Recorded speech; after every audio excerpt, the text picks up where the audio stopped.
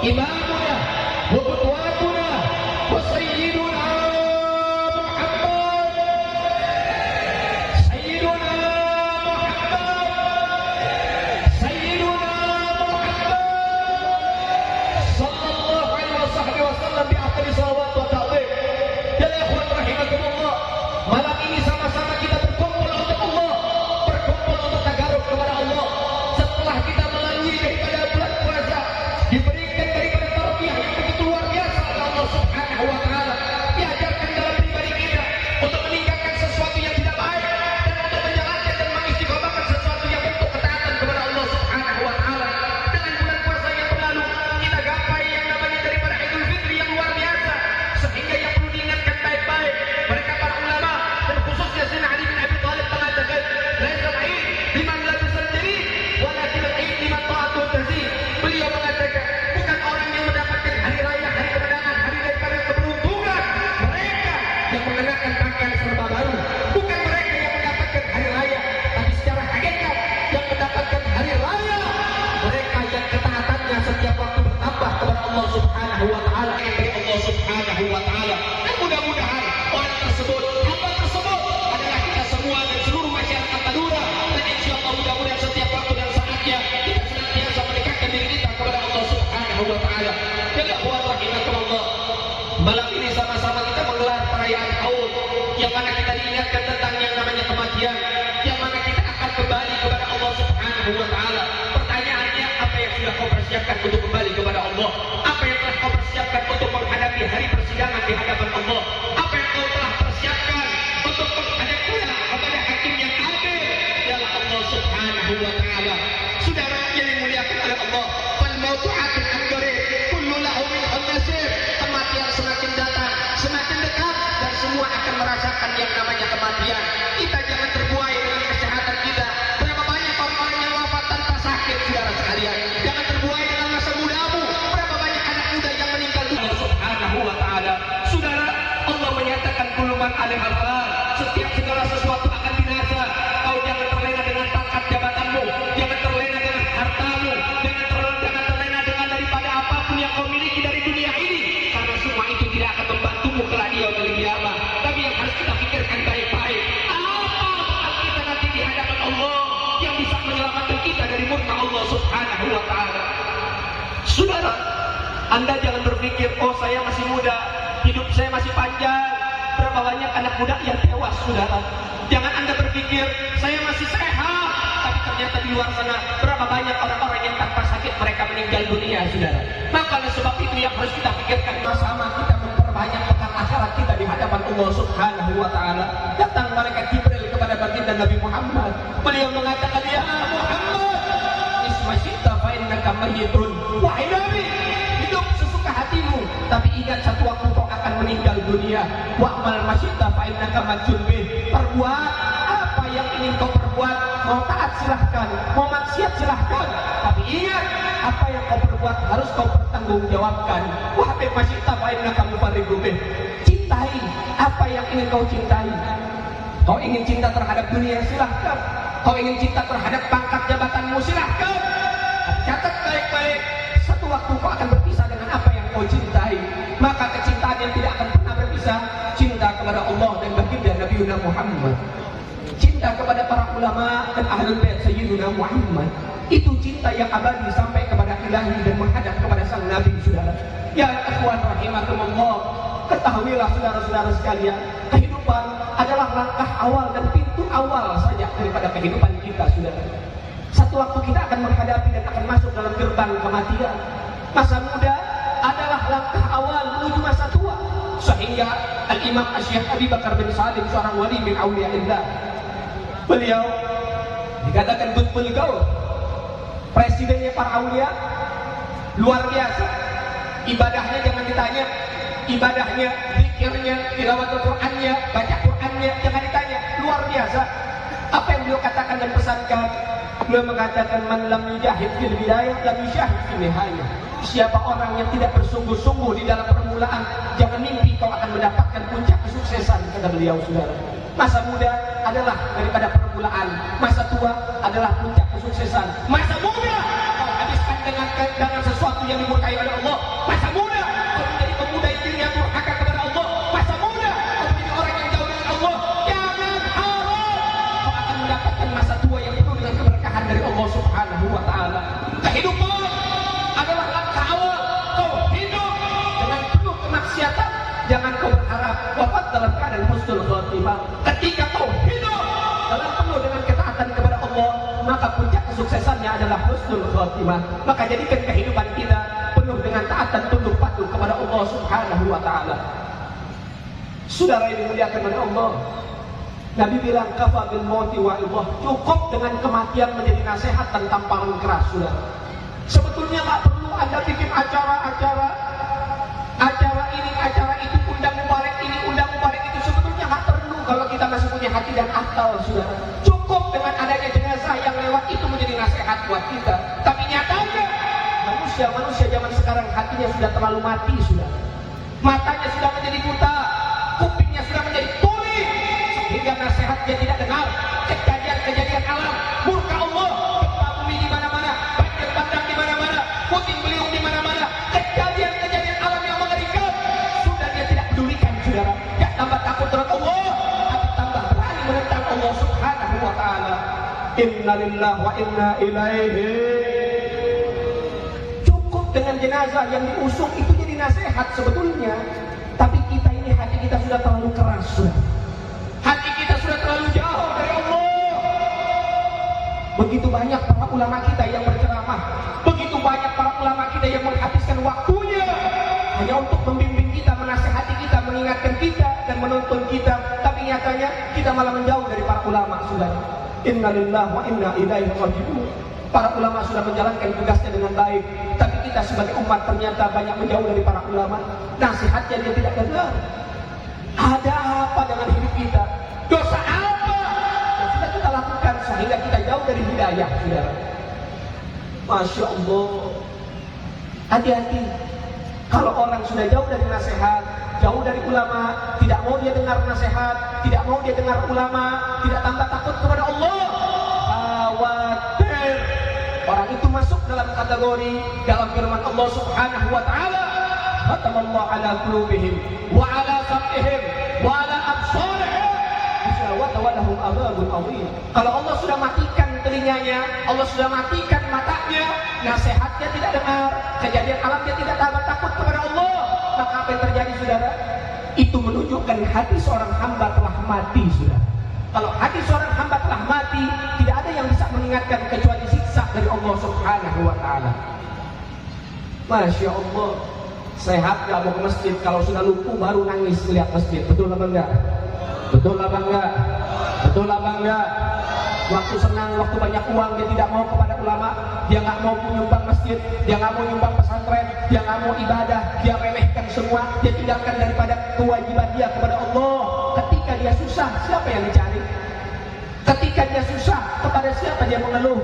Ketika dia susah, siapa yang mau membantu? Allah yang bisa membantu dia, saudara. Terkadang kalau kita ketimpa musibah, saudara lari dari kita, teman lari dari kita, banyak orang-orang munafik di sekeliling kita. Ketika kita tertimpa musibah, mereka lari dengan sendirinya. Hanya Allah yang setia yang bisa membantu kita, saudara. Kalau kita jauh dari Allah, siapa lagi yang ingin menolong kita, saudara? Ayo kita perbaiki hubungan kita dengan Allah Subhanahu wa taala. Tidakkah kita tahu siapa yang kita hauli? Mereka adalah orang-orang yang dekat dengan Allah Subhanahu wa taala, yang menghabiskan waktunya hanya untuk meraih ridho Allah, cinta kepada Allah. Itulah mereka yang telah sukses di masa hidupnya, telah habis untuk hanya mendapatkan keridhaan Allah Subhanahu wa taala. Bagaimana kehidupan mereka? Kehidupan mereka digambarkan oleh seorang ulama besar, seorang ulama yang luar biasa. Beliau mengatakan dalam menggalah para ulama, untayan mutiara para ulama, mereka mengatakan wafatani min khiyari nasi kam rajulin ma faraqat dzikra tulal umri wal kutubah baqa'u lailatihi sajjadu khalwatihi min khawfi malihi yastajibu ta'aba. Bagaimana kehidupan mereka? Wafatani min khiyari nasi kam rajulin, berapa banyak orang-orang yang dibanggakan oleh Allah, mereka telah meninggal dunia, mereka telah kembali. Berapa banyak para ulama kita, mereka semua dipanggil oleh Allah. Berapa banyak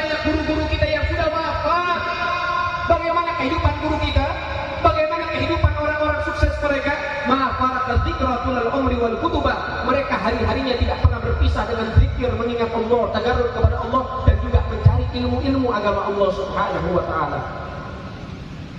Baqa'u lailatihi, di malam hari dia meneteskan air mata. Sajjadu khalwatihi, di kesendirian dia sujud kepada Allah, mengadu kepada Allah. Min khawfin malikihi, karena takut kepada Allah Subhanahu wa taala. Luar biasa, tapi masih takut kepada Allah. Sementara kita ini apa?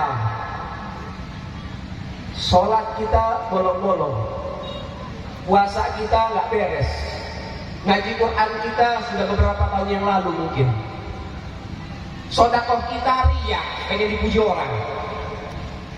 Kita ini apa, saudara? Kita ini hanya karun dosa. Kesadaran kembali kepada Allah. Apakah harus dikasih azab dulu sama Allah baru kita kembali? Apa harus disiksa dulu sama Allah baru kita kembali kepada Allah? Inna lillahi wa inna ilaihi. Masya Allah. Saudara-saudara sekalian, ya ikhwan rahimakumullah, saudara-saudaraku, yuk kita kembali kepada Allah. Kita nggak ada yang tahu kapan kita wafat, kita nggak ada yang tahu. Yuk jadi orang-orang baik. Di sisa umur kita ini, kita masih dapat kesempatan dari Allah. Di sisa umur kita ini, di sisa usia kita ini, ketaatan kepada Allah. Jadikan kehidupan kita saat ini berarti, saudara. Jadikan kehidupan kita saat ini lebih baik lagi, saudara. Tobat kepada Allah. Jangan buang umur kita, jangan buang dan berikan kesia-siaan di dalam sisa umur kita, saudara. Sehingga mereka juga orang-orang saleh mengatakan kam min qaumin mata wa ma matat makalimuhu wa kam min qaumin asa wa hum bin nasi amwatu. Berapa banyak orang-orang yang wafat meninggal dunia, sudah lama dia wafat, tapi apa? Keberkahannya abadi sepanjang zaman, saudara. Tahu Sunan Ampel? Tahu Sunan Ampel? Tahu Sunan Giri? Tahu Sunan Gunung Jati? Tahu Habib Salim Jemdal? Tahu Habib Ali Kuita? Tahu para ulama-ulama mereka yang wafat luar batang, Habib Hussein ada yang terus tahu mereka? Mereka sudah meninggal puluhan bahkan ratusan tahun yang lalu, saudara. Tapi sampai detik ini makamnya tak pernah sepi dari para peziarah yang mengambil berkah dari mereka, saudara. Orangnya sudah wafat, tapi berkahnya abadi sepanjang zaman. Kenapa? Apakah Sunan Ampel itu pengusaha? Apa Sunan Ampel orang kaya? Apa Sunan Ampel pejabat? Apa Sunan Ampel adalah orang-orang yang punya daripada tingkatan tinggi di dunia?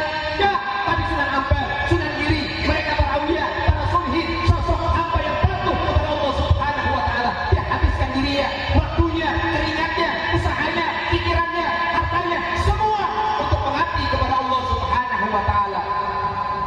Itu Sunan Ampel, saudara. Itu guru-guru kita, itu para aulia, para solihin. Mereka bukan pejabat, mereka bukan orang kaya, mereka bukan pengusaha, tapi mereka sosok hamba yang sukses mendapatkan ridho dari Allah Ta'ala di masa hidupnya. Dia habiskan semuanya hanya untuk apa? Khidmat, berkhidmat, melayani daripada Allah, Rasul dan syariat. Ayo ambil pelajaran, ambil daripada kursi masing-masing. Ulama kau khidmat kepada Allah dengan menyebarkan ilmu-ilmu Allah Subhanahu wa taala. Umat kau khidmat kepada Allah dengan mendengarkan nasihat dari ulama dan jalankan dalam kehidupan kita. Akhirnya para orang-orang kaya khidmat kepada Allah melalui menginfakkan harta-harta kalian. Pengusahanya, tujuan para pengusaha kau khidmat kepada Allah dengan menjalankan syariat Allah, berdagang dengan cara yang jujur, dengan cara yang adil, dengan cara yang baik, tidak ada penipuan. Itu cara khidmat kepada Allah Subhanahu wa taala, saudara. Anak muda khidmat dengan tenaga, orang tua khidmat dengan nasihat, satu sama lain saling memberikan masukan, saudara. Orang tua yang ada di hadapan kalian, satu waktu mereka akan kembali kepada Allah. Siapa yang menggantikan kalau bukan kalian? Siapa yang menggantikan orang-orang tua kita? Anda para pemuda. Islam jaya karena ada sosok para pemuda yang ada di sisi baginda Nabi Muhammad. Yang tua bakal meninggal. Tongkat estafet perjuangan jangan pernah berhenti, harus dilanjutkan oleh anak-anak muda, saudara. Jadilah pemuda-pemuda kebanggaan Allah. Jadilah pemuda-pemuda kebanggaan Rasulullah. Jangan kita berpikir, Habib, dosa saya sudah banyak, kemaksiatan saya sudah banyak, kejahatan saya sudah banyak, apakah masih ada kesempatan saya mendapatkan ampunan dari Allah? Allah selalu membuka pintunya untuk siapapun, saudara. siapapun dari hambanya untuk kembali kepada Allah Subhanahu wa Ta'ala. Bukankah kita tahu dan pernah mendengar kisah bagaimana Al-Imam Qadhi Iyad ketika berjalan di tengah malam dengan murid-muridnya, Imam Qadhi Iyad melihat ada anak kecil berantem sama ibunya di depan rumahnya, cekcok. Si anak keras, cekcok, dia berantem sampai ibunya naik darah. Ibunya emosi. Akhirnya apa yang dilakukan? Si ibu mengusir si anak, keluar kamu dari rumah. Jangan pernah kembali kamu ke rumah ini. Anaknya merasa, ya sudah saya keluar dari rumah. Imam Qadhi Iyad menyaksikan, melihat, memantau apa yang dilakukan, meneliti untuk mengambil hikmah dari kejadian itu, sudah. Jangan ini anak keluar dari rumah, dia ketok rumah tetangga, tidak dibukain pintu. Ya Allah, dia Maha Pemaaf. Tidak mungkin seorang hamba yang penuh dengan dosa kembali kepadamu berlinang air mata, merayumu siang dan malam. Tidak mungkin mereka semua tidak mendapatkan pengampunan darimu, ya Allah. Ya Allah, luar biasa. Mudah-mudahan malam ini kita dapat pengampunan dari Allah. Mudah-mudahan malam ini kita dapat hidayah dari Allah. Mudah-mudahan malam ini kita menjadi pejuang, ya Allah. Mudah-mudahan malam ini kita mendapatkan bimbingan dari Allah. Mudah-mudahan malam ini menjadi malam yang penuh kebahagiaan, malam penuh dengan taubat, malam penuh dengan air mata taubat. Dan mudah-mudahan ini saksi, mudah-mudahan kita orang-orang yang berhak mendapatkan husnul khatimah. Luar biasa. Ibu ini makhluk manusia, punya rahmat yang besar. Lalu bagaimana Al-Khaliq yang Maha Pencipta, Ar-Rahmanur Rahim yang Maha Pengasih lagi Maha Penyayang, Al-Ghafurur Rahim Maha Pengampun. Jangan kecil hati. Kamu punya dosa sebesar apapun, pengampunan Allah lebih besar dari dosa yang kamu miliki. Yang penting apa? Jangan putus asa dalam tobat. Apa kata Nabi di dalam hadis, kullu bani Adam khata'un wa khairul khata'in at-tawwabun. Setiap manusia pasti dosa, punya dosa dan berdosa. Yang ngomong banyak dosa, yang dengerin juga punya dosa. Kita semua ini gak ada yang suci, saudara. Kita punya dosa. Artinya apa dia kata Nabi? Wa khairul khata'in at-tawwabun, tapi sebaik-baik pendosa mereka yang bertobat kepada Allah. Mudah-mudahan kita jadi orang-orang yang terbaik yang selalu tobat kepada Allah. Tanamkan dalam hati. Dulu saya maksiat, sekarang saya harus taat. Dulu saya ajak orang-orang buat maksiat, sekarang saya harus menjadi orang yang bisa ngajak pemuda lain untuk menjadi taat. Tanamkan dalam hati. Kamu harus tebus kesalahan kamu. Cara menebus kesalahan kita, kalau dulu kita semangat di dalam kemaksiatan, sekarang kita harus lebih semangat di dalam ketaatan, sudah. Kalau dulu kita ajak kawan-kawan kita dalam kemaksiatan, sekarang kau ajak kawan-kawanmu untuk berbuat taat kepada Allah Subhanahu wa Ta'ala. Ini kira-kira saya tanya, jawabnya yang kompak dan penuh keyakinan dalam hati. Kira-kira siap tobat kepada Allah, siap taat kepada Allah, siap menerima hidayah dari Allah, siap merubah kehidupan kita, siap dekat dengan Allah, siap berjuang di jalan Allah, siap ajak teman-teman kita untuk taat kepada Allah, siap raih husnul khatimah, siap berjuang, siap berubah, siap jadi pemuda kebanggaan Allah.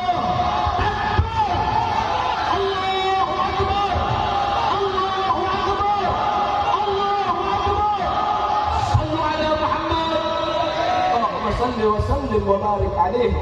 Siap berubah jadi yang lebih baik, siap taat kepada Allah, siap taubat, siap meraih hidayah. Saudara yang dimuliakan oleh Allah Subhanahu wa Ta'ala, ayo kita bangkitin lagi semangat-semangat kita. Sayyidina Ali sosok pemuda yang berjuang di jati jalan Allah bersama baginda Nabi Muhammad. Dari masih muda dia berjuang bersama Nabi, saudara.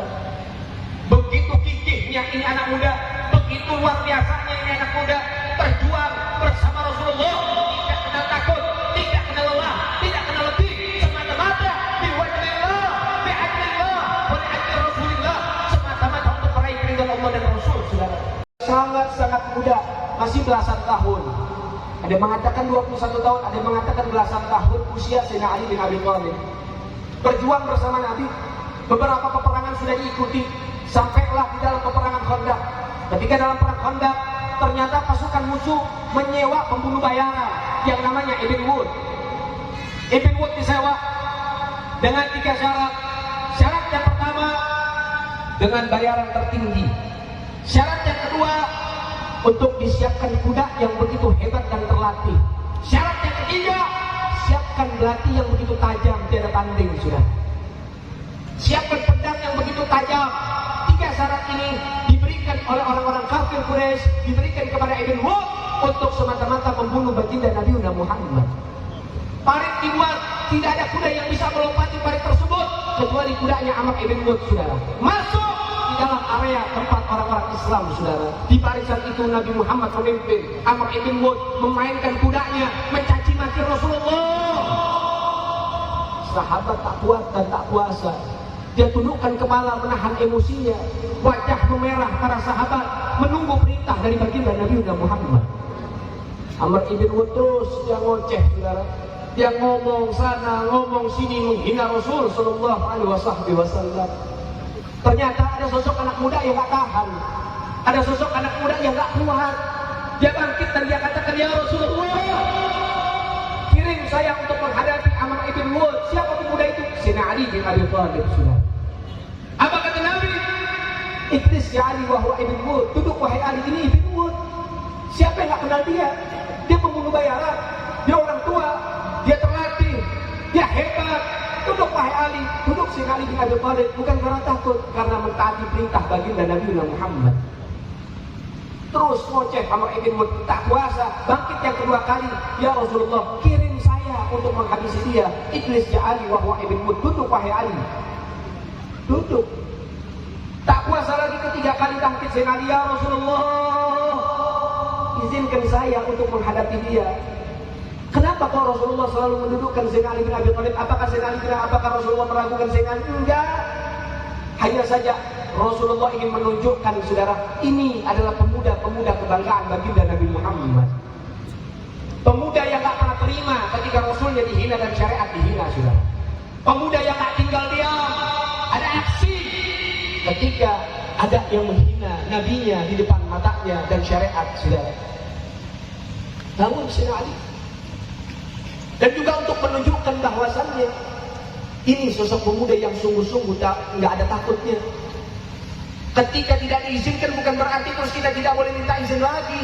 Tapi apa yang harus kita lakukan? Terus minta izin sampai diizinkan, saudara. Bangkit Sayyidina Ali, dipanggil oleh Nabi, diberikan imamah hijau, diberikan daripada pedang Zulfikar. Berangkat Sayyidina Ali bin Abi Thalib dengan penuh restu dari Rasulullah. Anak muda ketika berhadapan dengan Ibn Wud, Ibn Wud bilang, wahai Rasul, wahai Nabi, apa nggak ada lagi yang bisa kau kirim? Kenapa kau harus kirim anak ingusan? Nggak ada lagi yang lain. Kemudian Sayyidina Ali bin Abi Thalib bilang, hei Ibn Wud, aku kasih kamu 3 pilihan. Pilihan yang pertama, kamu masuk Islam. Kalau kamu masuk Islam, selesai urusan kita, nggak duel. Kalau daripada pilihan yang kedua, yaitu apa? Kamu kembali menjadi pecundang. Pilihan yang ketiga, turun dari kuda, kita duel. Siapa nanti yang akan menang, biar nanti jawabannya. 3, tinggal pilih. Mau masuk Islam, mau pulang tanpa duel, apa kamu mau duel? Apa yang dilakukan Amr ibn Wud ini? Pembunuh terlatih. Dia turun dari kuda, dia cabut pedangnya, dia tebas dengan satu tebasan. 4 kaki kuda putus seketika itu, sudah. Saking tajamnya itu pedang dan saking hebatnya Amr ibn Wud. Apakah Sayyidina Ali bin Abi Thalib gentar? Tidak. Ini anak didik baginda Nabi Muhammad. Ini kebanggaannya Rasulullah. Apakah beliau akhirnya takut? Tidak. Sampai akhirnya terjadi duel. Begitu gesitnya Amr ibn Wud memainkan pedang dan gerakannya luar biasa. Begitu juga Sayyidina Ali, tak kalah gesit, tak kalah hebat dengan Amr ibn Wud.